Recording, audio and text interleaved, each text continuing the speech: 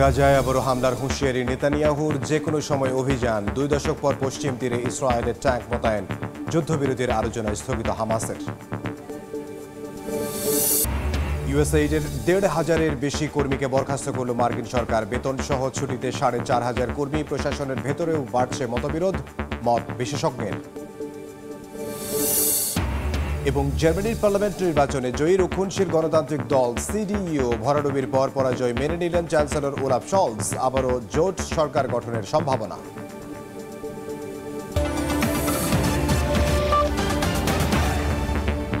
আন্তর্জাতিক সময়ের সঙ্গে আছে আমি ইমদাদুল হক। ইসরায়েল যে কোনো মুহূর্তে গাজায় পুনরায় যুদ্ধ শুরু করতে প্রস্তুত বলে মন্তব্য করেছেন প্রধানমন্ত্রী বিনিয়ামিন নেতানিয়াহু। অন্যদিকে 620 ফিলিস্তিনি বন্দীকে নির্ধারিত সময়ে মুক্তি না দেয়ায় দখলদার ইসরায়েলের সঙ্গে যুদ্ধবিরতির আলোচনা স্থগিত করেছে ফিলিস্তিনের স্বাধীনতাকামী সংগঠন হামাস। এমন দোলাচলের মধ্যেই 2 দশকেরও বেশি সময় পর প্রথমবার অধিকৃত পশ্চিম তীরে ট্যাঙ্ক মোতায়েন করেছে দখলদার ইসরায়েল। ৩৫ বছর বয়সী হাসান ইয়াসিন রোববার সকালে পশ্চিম তীরের জেনিন শহর থেকে রামাল্লায় এসেছেন তার ভাই বেলাল ইয়াসিনকে নিতে, যিনি ২০ বছর ধরে ইসরায়েলি কারাগারে বন্দী। হাসানের মতো খালিদ আল সাবাহ এসেছেন তার ছেলেকে নিতে। সেও ইসরায়েলি কারাগারে বন্দী ২০ বছর ধরে। কিন্তু প্রিয়জনদের ফিরে পাওয়ার আনন্দ মাটি হয়ে গেল নেতানিয়াহু প্রশাসনের সিদ্ধান্তে। শনিবার 620 ফিলিস্তিনি বন্দীকে মুক্তি দেওয়ার কথা থাকলেও কথা রাখেনি ইসরায়েল। এখনও জানেন না আদৌ তাদের প্রিয় মানুষগুলো ফিরবেন কিনা। তারপরও আশা নিয়ে অপেক্ষার প্রহর গুনছেন হাসান সাবাহরা। আমাদের সকল অনুভূতি মুহূর্তেই শেষ। তালিকায় আমার ভাইয়ের নাম দেখে খুব খুশি হয়েছিলাম, কিন্তু হঠাৎ করে সব শেষ হয়ে গেল। আমি রামাল্লায় এখন ফিরতে চাই না, কারণ আমি চাই না আমার ভাই মুক্তি পেয়ে দেখুক তার জন্য কেউ নেই। আমাদের প্রিয় মানুষটি মুক্তি পাবে এ খবর শুনে এখানে এসেছে, কিন্তু দিনটি খুব কষ্টের ছিল। অনেক আশা নিয়ে বসে আছি। আমি আমার ছেলেকে নিয়েই ফিরতে চাই, হোক সেটা আজ, কাল অথবা পরশু। আমি কোথাও যাচ্ছি না। বন্দি মুক্তি দেওয়ার পরিবর্তে উল্টো গাজায় যে কোনো মুহূর্তে পুনরায় যুদ্ধ শুরুর ঘোষণা দিয়েছেন ইসরায়েলি প্রধানমন্ত্রী বিনিয়ামিন নেতানিয়াহু। হামাসকে গাজা শাসন করতে দেয়া হবে না বলেও মন্তব্য করেন তিনি। দেরিতে বন্দীদের মুক্তি দেওয়ার এই সিদ্ধান্তকে স্বাগত জানিয়েছে ওয়াশিংটন। এদিকে নির্ধারিত সময়ে 620 ফিলিস্তিনি বন্দীকে মুক্তি না দেয়ায় দখলদার ইসরায়েলের সঙ্গে যুদ্ধবিরতির আলোচনা স্থগিত করেছে হামাস। সংগঠনটির শীর্ষ নেতা মাহমুদ মারদাউই টেলিগ্রামে এক বিবৃতিতে এ তথ্য জানান। একই সঙ্গে মধ্যস্থতাকারী দেশ মিশর ও কাতারকে ইসরায়েলের ওপর চাপ সৃষ্টির কথা উল্লেখ করেন। এ বিষয়ে মিশরীয় এক কর্মকর্তা জানান, ফিলিস্তিনি বন্দী মুক্তি না হওয়া পর্যন্ত কায়রো তেল আবিবের অন্য কোনো দাবি নিয়ে আলোচনা করবে না। এর মধ্যেই অধিকৃত পশ্চিম তীরে ট্যাঙ্ক মোতায়েন করেছে ইসরায়েল। কাতার ভিত্তিক সংবাদ মাধ্যম আল জাজিরা বলছে, 2 দশকেরও বেশি সময় পর প্রথম অধিকৃত পশ্চিম তীরে ট্যাঙ্ক পাঠিয়েছে ইসরায়েলি সেনারা। এমনকি সেনাবাহিনীকে সেখানে দীর্ঘমেয়াদী অবস্থানের জন্য প্রস্তুত থাকার নির্দেশও দিয়েছে নেতানিয়াহু প্রশাসন। এরই মধ্যে উত্তরাঞ্চলের শরণার্থী শিবিরে ইসরায়েলি হামলার জেরে 40,000 ফিলিস্তিনি ঘরবাড়ি ছেড়ে পালিয়ে গেছেন। রাইসা জান্নাত, সময় সংবাদ। ইউক্রেন যুদ্ধের 3 বছর পূর্তিতে হামলা বন্ধের দাবিতে দেশে দেশে ব্যাপক বিক্ষোভ হয়েছে। কানাডা, ফ্রান্স, তাইওয়ান, গ্রিস সহ বিভিন্ন দেশের রাজপথে নামেন শত শত মানুষ। ইউক্রেনীয়দের পাশাপাশি স্থানীয় বাসিন্দারাও এসব বিক্ষোভে অংশ নেন। হামলা বন্ধে যুক্তরাষ্ট্র ও রাশিয়ার আলোচনায় ইউক্রেনকেও রাখার দাবি জানান বিক্ষোভকারীরা। এ সময় ট্রাম্প ও পুতিনের বিরুদ্ধে স্লোগান দেন অনেকেই। যুদ্ধের 3 বছর পূর্তিতে হামলা বন্ধের দাবিতে বিক্ষোভ হয়েছে বিশ্বের বিভিন্ন দেশে।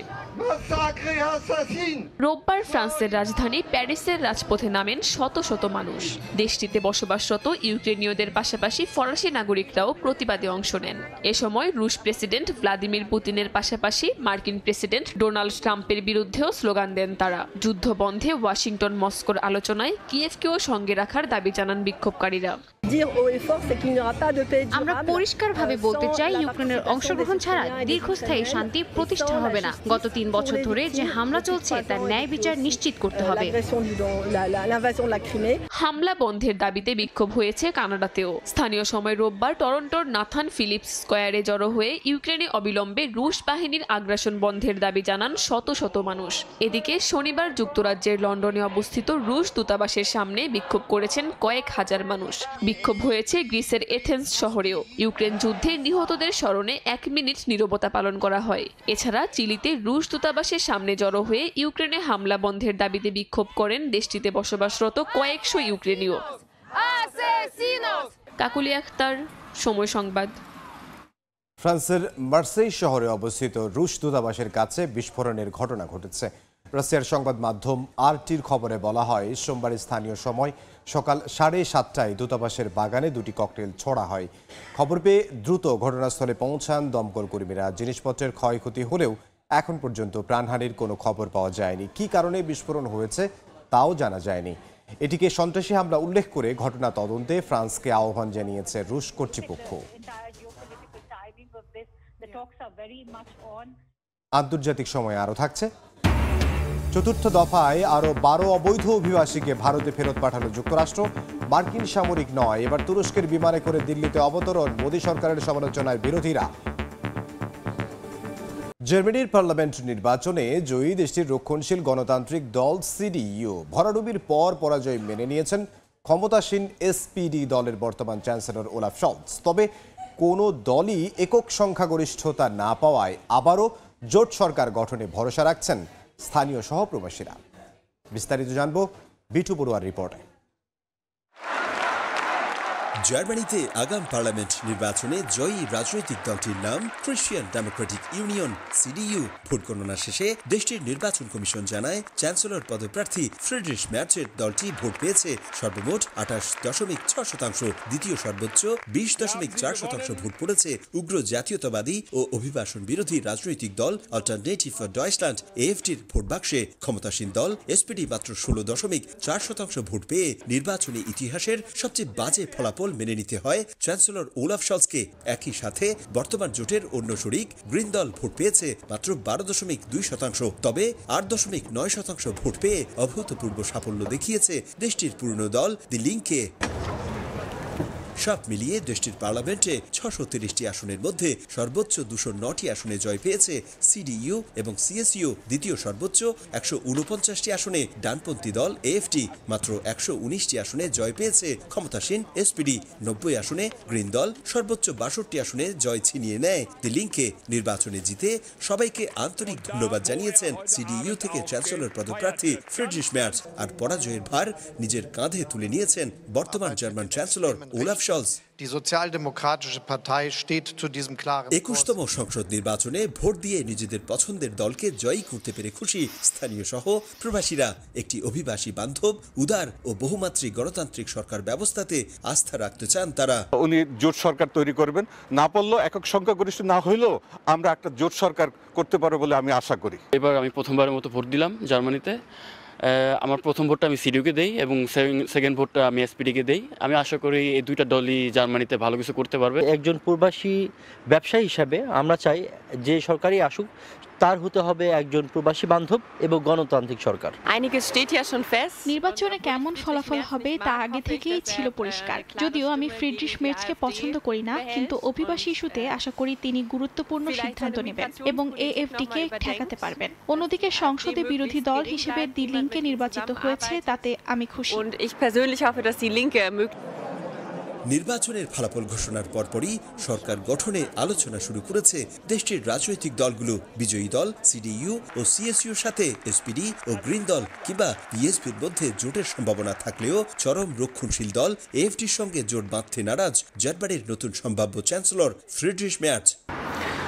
জার্মানিতে দিনভর ভোট গ্রহণ শেষে জাতীয় নির্বাচন কমিশন জানিয়েছে দেশটির দক্ষিণ পশ্চিমাঞ্চলে সবচেয়ে বেশি আসনে জয়লাভ করেছে চ্যান্সেলর পদপ্রার্থী ফ্রিডরিশ ম্যার্চের সিডিইউ এবং সিএসইউর প্রার্থীরা। আবার কোথাও কোথাও এসপিডি এবং গ্রিন দলের প্রার্থীরা জয়ী হলেও দেশটির পূর্বাঞ্চলে অর্থাৎ থুইডিংয়েন, জাকসেন-আনহাল্ট এবং ব্রান্ডেনবুর্গে সবচেয়ে বেশি ভোট পড়েছে চরম রক্ষণশীল উগ্রবাদী দল এএফডির বাক্সে। সব মিলিয়ে কোনো দলই সংখ্যাগরিষ্ঠতা না পাওয়ায় জোট সরকারের সম্ভাবনা দেখছেন অনেকেই। জার্মানি থেকে বিটু বড়ুয়া, সময় সংবাদ। এ বিষয়ে বিস্তারিত জানবো। এই মুহূর্তে বার্লিনে আছেন সহকর্মী বিটু বড়ুয়া, সরাসরি যাব তার কাছে। বিটু, একেবারে অনুমেয় ছিল আসলে জার্মানির যে জাতীয় সংসদ নির্বাচন, যে আগাম নির্বাচন, এই আগাম নির্বাচনে কোন রাজনৈতিক দলটি আসলে সবচেয়ে বেশি ভোট পেতে পারেন এবং সর্বোচ্চ আসনে জিততে পারেন, সেটি আগে থেকে অনেকেই অনুমান করেছিলেন। রাজনৈতিক বিশ্লেষকরা বলছেন আন্তরিক এবং অভ্যন্তরীণ যে রাজনীতির যে খেল ছিল এবং বিভিন্ন ইস্যুতে আসলে সাধারণ মানুষের যে প্রতিক্রিয়া ছিল, সেটি তারা আসলে তার এই ভোটের মাধ্যমে প্রতিফলন ঘটিয়েছে। সবশেষ যে বিষয়টি বলা যায়, আসলে সারা রাত ধরে অনেক রাজনৈতিক দলের নেতৃবৃন্দ ঘুমোতে পারেননি বলা যায়, কারণ শলজ তার চ্যান্সেলর পদের যে পদের যে হারানোর যে সংখ্যা ছিল, সেই সংখ্যাই আসলে অমূলক নয়, বরং সেটি সত্য রূপান্তর হয়েছে। তিনি চ্যান্সেলর পদে থাকতে পারবেন না। তবে জোট সরকার গঠনের যে প্রক্রিয়া এবং কথাবার্তা শুরু হয়েছে সিডিইউ সাথে, অর্থাৎ রাজনৈতিক দল যেটি রক্ষণশীল দল হিসেবে পরিচিত, সেই রক্ষণশীল উদারপন্থী রাজনৈতিক দল ক্রিশ্চিয়ান ডেমোক্রেটিক ইউনিয়নের যে চ্যান্সেলর, সম্ভাব্য চ্যান্সেলর যিনি হতে যাচ্ছেন, সেই ফ্রিডরিশ ম্যার্জের সাথে মোটামুটি রকমের একটি আলোচনা আমরা শুনতে পাচ্ছি যে জোট সরকার গঠনের একটি প্রক্রিয়া তারা শুরু করেছে। কারণ ইতিমধ্যে যে সিডিইউ অর্থাৎ চরম রক্ষণশীল এবং চরম ডানপন্থী রাজনৈতিক দল এএফটি, যেই দলটি এবারের নির্বাচনে 152টি আসন জিতে নিয়েছে এবং 20.4% ভোট জিতে এবারের সবচেয়ে বড় চমক দেখিয়েছে, সেই দলটির সাথে কোনোভাবে জোট না করার যে একটি আলোচনা, সেটি কিন্তু বাস্তবে রূপান্তর হওয়ার একটি প্রক্রিয়ার মধ্যে আমরা শুনতে পেয়েছি।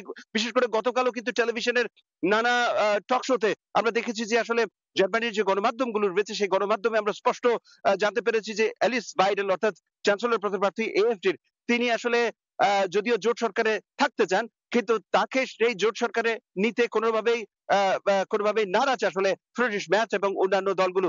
একই সাথে যে জোট সরকার গঠনের যে প্রক্রিয়া, সেখানে গ্রিন দল এবং সোশ্যাল ডেমোক্রেটিক পার্টি এসপিডির যে অংশগ্রহণ, সেটি এক প্রকার নিশ্চিত বলা যায়। তবে গ্রিন দলের কিছুটা এখনো নড়বড়ে রয়েছে, যদিও রবার্ট হাবেক এখনো তিনি বলছেন যে আসলে গণতান্ত্রিক একটি সরকার গঠন করতে চাইলে সব দলগুলোকে অংশগ্রহণমূলক যে সরকার, সেটি অবশ্যই গঠন করতে হবে।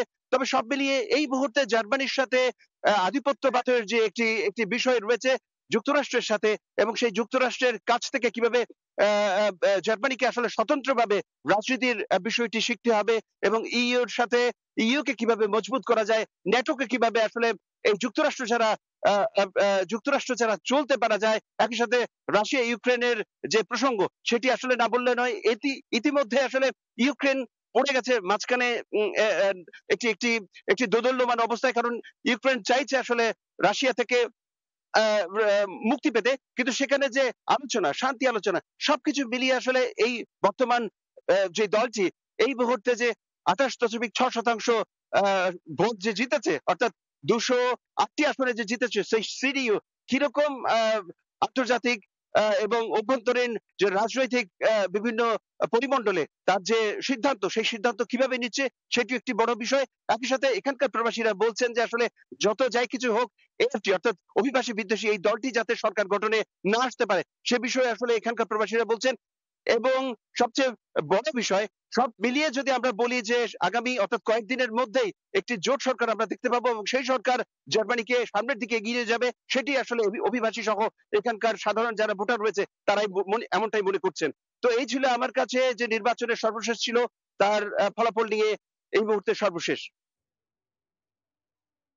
জার্মানি থেকে সহকর্মী বিটু বড়ুয়া। যুক্তরাষ্ট্রের আন্তর্জাতিক উন্নয়ন সহযোগী সংস্থা ইউএসএআইডি 1,500-এর বেশি কর্মীকে বরখাস্ত করেছে ট্রাম্প প্রশাসন। বেতন সহ প্রশাসনিক ছুটিতে পাঠানো হয়েছে প্রায় 4,500 কর্মচারীকে। এর মধ্যেই সরকারি কর্মীদের কাছ থেকে কাজের হিসেব চেয়ে ইলন মাস্কের পাঠানো বার্তা নিয়ে ছড়িয়েছে বিতর্ক।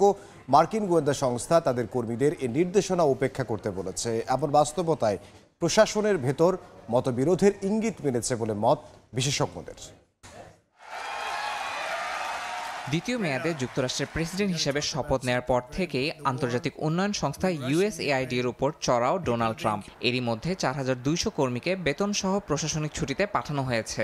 এখন পর্যন্ত বরখাস্ত হয়েছেন 1,500-এর বেশি। তবে সংস্থাটিতে গুরুত্বপূর্ণ কাজের জন্য অপরিহার্য হিসেবে বিবেচিত কর্মীদের বহাল রেখেছে ট্রাম্প প্রশাসন। বিদেশি সহায়তা কর্মসূচির ব্যয় কমানোর অংশ হিসেবে এই সিদ্ধান্ত নেওয়া হয়েছে বলে জানানো হয়। এর আগে আইনি জটিলতার কারণে এই ছাঁটাই প্রক্রিয়া আটকে গেলেও আদালতের রায়ের পর প্রশাসন প্রশাসন এই সিদ্ধান্ত কার্যকর করা শুরু করেছে।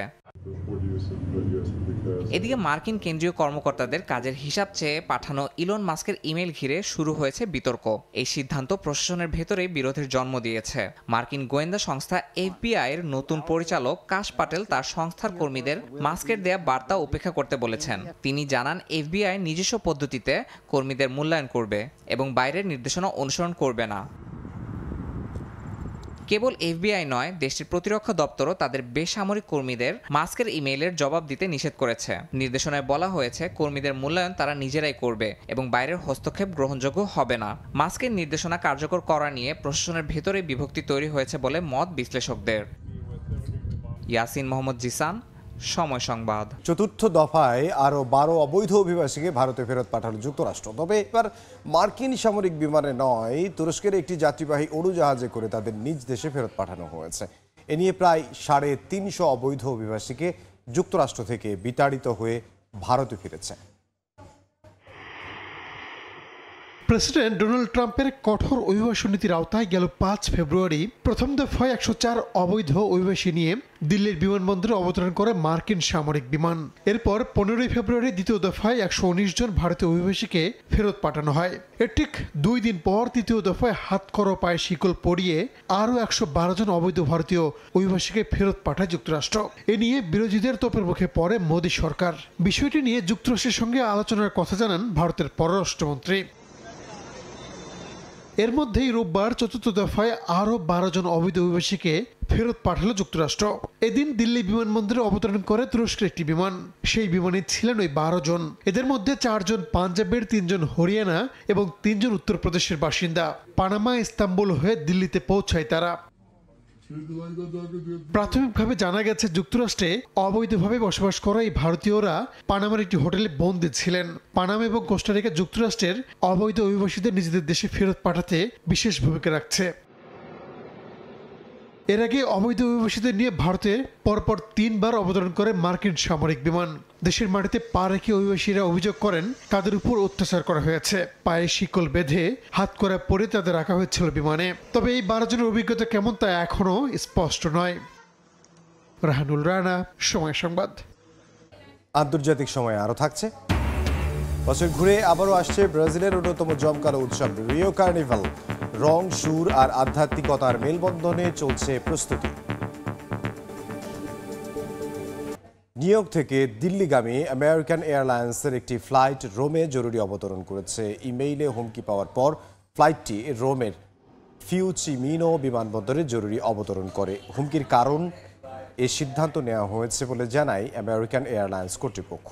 স্থানীয় সময় শনিবার বোয়িং 783 ড্রিম লাইনার ফ্লাইটটি যুক্তরাষ্ট্রের নিউ ইয়র্কের জন এফ কেনেডি আন্তর্জাতিক বিমানবন্দর থেকে যাত্রা শুরু করেছিল বলে জানায় ভারতীয় সংবাদ মাধ্যম ইন্ডিয়া টুডে। পরে হামলার হুমকি পাওয়ার ফ্লাইটটি ইউরোপের দিকে ঘুরিয়ে নেওয়া হয়। সারা দেশের আইন শৃঙ্খলা পরিস্থিতি নিয়ে কোর কমিটির বৈঠক শেষে সচিবালয়ে ব্রিফ করছেন স্বরাষ্ট্র উপদেষ্টা জাহাঙ্গীর আলম চৌধুরী। সরাসরি যাচ্ছে সেখানে। কিন্তু এখন হলো এটা সাথে সাথে ঘটনা জেনে যায়। এই জন্য আমরা ভাবতেছি যে বুঝি আইন শৃঙ্খলা পরিস্থিতি বুঝি একটা খুব বড় ধরনের কোনো রকম হয়ে গেছে। এই ছোটোখাটো ঘটনা এটা সবসময় আগেও ঘটছে, এখনও এই যে 2-1 দিন আগেও ঘটছে এবং ভবিষ্যতে যেন না ঘটে এই জন্য আমরা কি ব্যবস্থা নেওয়া যায় এই ব্যাপারে আমাদের আলোচনা হয়েছে। যে আমরা চাই না যে এই ধরনের একটা ঘটনা ঘটুক। এখন তাদের নির্দেশনা দিয়েছি, আপনারা আজকে রাত্রে দেখবেন যে তাদের অ্যাক্টিভিটিস অনেক বেড়ে গেছে, আমাদের আইন শৃঙ্খলা বাহিনীর অ্যাক্টিভিটিস।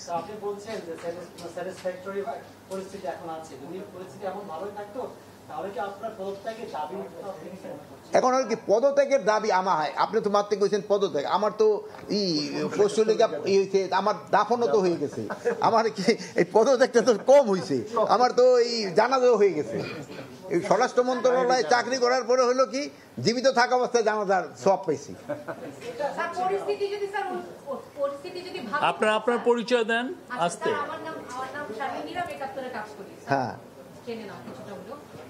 যদি পরিস্থিতি সন্তোষজনক হতো তাহলে রাত 2:30 বা 3টায় স্বরাষ্ট্র উপদেষ্টা শোনা, এই জন্য বললাম যে আগের সিস্টেমে হলে রাত 2:30টায় আপনাও কিন্তু কাউরে খুঁজেও পেতাম না, কিন্তু আমি যে সময় আধা ঘন্টা আগে আপনাকে বলছি, আপনারা কিন্তু সবাই যে হাজির হয়েছেন, যেহেতু আমরা জানি দিন এবং রাত আপনারা কাজ করে যাচ্ছেন।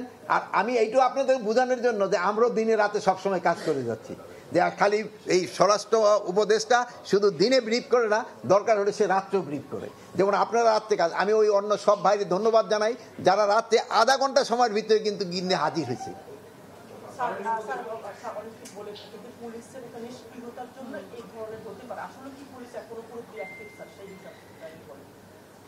এখন হলো পুলিশ, আমি যে অবস্থায় পেয়েছিলাম ওই অবস্থা থেকে কি আরো ভালো হয়েছে না?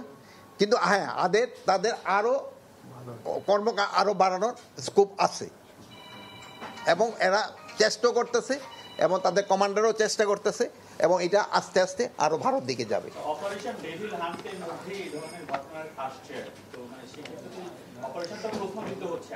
না, অপারেশনটা তো শুনেন, ডেভিল হান্ট অপারেশনটা করা হয়েছে তো এই ধরনের ঘটনা ঘটলে এটা তাড়াতাড়ি অ্যাকশন নেওয়া যায়। এই জন্যই তো দেখান ওই যে যে রাজশাহীর যে ঘটনাটা ঘটছে, আপনি দেখুন সাথে সাথে কিন্তু 3 জনের অ্যারেস্ট করা হয়েছে এবং যে ওসিরা মামলা নিতে বিলম্ব করছে তাদের কিন্তু আমরা আইনের আওতায় নিয়ে আসছি, তাদের আমরা সাসপেন্ড করে দিছি। অন্য সময় হলে কিন্তু এত তাড়াতাড়ি হতো না। আপনারা এইটাও দেখেন, আমরা কিন্তু অনেক সিনিয়র পুলিশ অফিসারকেও কিন্তু আমরা ক্লোজ করে নিয়েছি আপনাদের রিপোর্টের উপর বেস করে। আপনারা এই যুগান্তরের একটা রিপোর্টের উপর আমরা বেস করে কিন্তু আমরা পুলিশ এসপিদেরও আমরা ক্লোজ করে নিয়ে আসছি। আপনাদের অনুসন্ধানী সাংবাদিকতা আপনারা চালায় যান, আমরা খুব খুশি হব। যে আর আপনাদের কাছে অনুরোধ করব, সত্যি ঘটনা আপনারা প্রকাশ করেন, আমরা যেন এই সত্যি ঘটনার সাথে সাথে যেন আমরা অ্যাকশন নিতে পারি। সত্যি ঘটনাগুলি যেমন আপনারা এই সময় এই বিদেশি মিডিয়া যে সময় আমাদের সম্বন্ধে অপপ্রচার চালাইছিল, আপনারা কিন্তু সেই সময় সত্যি ঘটনা প্রকাশ করেছেন এবং এতে কিন্তু আমাদের উপকার হয়েছে, দেশবাসী উপকৃত হয়েছে। আমি এখনো আশা করব আপনারা সত্যি ঘটনা প্রকাশ করেন। অনেক সময় আছে 2-1টা রিপোর্ট একটু এক্সাজারেট হয়ে যায়, ওইটা যেন না হয়। ওটা হলে লোকজনের ভিতরে একটা অন্য রকমের রিপারকেশন হয়, যে সত্যি যে ঘটনাটা ওটাই বলেন। যেমন ধরুন আগের দিনে কি হতো, আমরা যে হারে দৌড়ে যেতাম একজনের কোনো কিছু হলে, এখন কিন্তু দৌড়ে নেয় যে ছবি উঠানো থাকে, কিন্তু ওই আগের দিন হলে কি দৌড়ে গিয়ে ওই লোকটা কিন্তু ধরে ফেলতো, হয়তো না? আগে কি করতো, ছবি উঠাতেছে। এখন হলো আমরাও কিন্তু একটু মানুষের মন মানসিকতা কিন্তু একটু চেঞ্জ হয়েছে। আপনারও একজন আরেকজনের বিপদে কিন্তু আগে আসতে হবে, নিজের অন্যের বিপদে কিন্তু আগে আসতে হবে।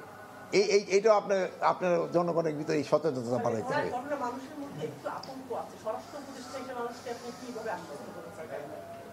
স্বরাষ্ট্র উপদেষ্টা হিসেবে আশ্বস্ত করার জন্যই তো এই আইন শৃঙ্খলা কমিটি নিয়ে আমি মিটিং করলাম এবং তাদের আমি একটা দিক নির্দেশনা দিয়েছি এবং তারা যেন এই সন্ধ্যার পরে থেকেই কাজ শুরু করে। আপনারা সন্ধ্যার পরে থেকে এটা একটু টের পাবেন।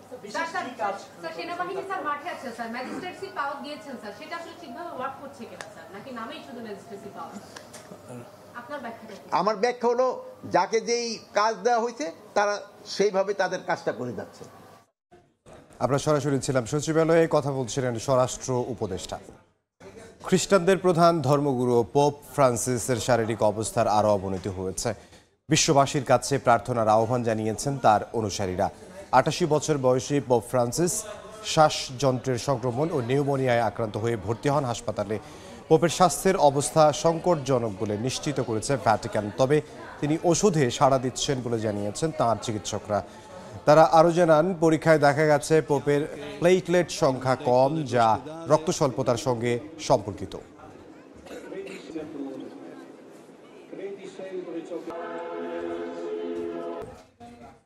বতসোয়ানায় ভয়াবহ বন্যায় শিশুসহ 7 জনের মৃত্যু হয়েছে, নিখোঁজ রয়েছেন শতাধিক। বন্যার পানিতে তলিয়ে গেছে ঘরবাড়ি ও রাস্তাঘাট। সরকারের তরফ থেকে দেশটিতে জারি করা হয়েছে সতর্কতা, বন্ধ ঘোষণা করা হয়েছে শিক্ষা প্রতিষ্ঠান। প্রায় 1700 মানুষকে এরই মধ্যে নিরাপদে সরিয়ে নেওয়া হয়েছে। বন্যার কারণে বেশ কিছু রাস্তাঘাট বন্ধ রয়েছে বলে জানা গেছে।